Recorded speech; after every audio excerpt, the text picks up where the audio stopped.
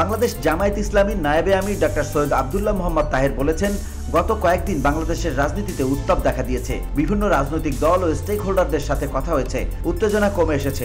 অন্তর্বর্তী সরকারকে টিকিয়ে রাখতে হবে। ডক্টর ইউনূসের অধীনে সুষ্ঠু নির্বাচন হোক, এটাই জামায়াতের দাবি। শুক্রবার বিকেলে রাজধানীর ইনস্টিটিউট অব ডিপ্লোমা ইঞ্জিনিয়ার্সে পটুয়াখালী জেলা ফোরাম আয়োজিত প্রীতি সমাবেশে এসব কথা বলেন তিনি। তাহের বলেন, বাংলাদেশ এক কঠিন পরিবর্তনের সন্ধিক্ষণে আছে।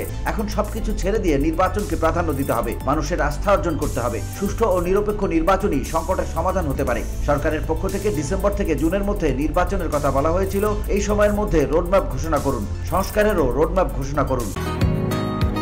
বসুন্ধরা, উত্তরা, বনশ্রী, কুড়িল ও বাড্ডা সহ রাজধানীর বিভিন্ন স্থানে অভিজাত ও অত্যাধুনিক মানের ফ্ল্যাট কেনার এক নির্ভরযোগ্য প্রতিষ্ঠান প্লেজেন্ট প্রপার্টিজ লিমিটেড। তাই আপনার স্বপ্নের আবাসনের জন্য আজই যোগাযোগ করুন। Pleasant properties limited, where destiny matches eventually। তিনি আরো বলেন, এসব করলে গুজব ও ষড়যন্ত্র কেটে যাবে। সুষ্ঠু নির্বাচনের ব্যাপারে জামায়াত কোনো আপোষ করবে না। VOD Bangla news desk.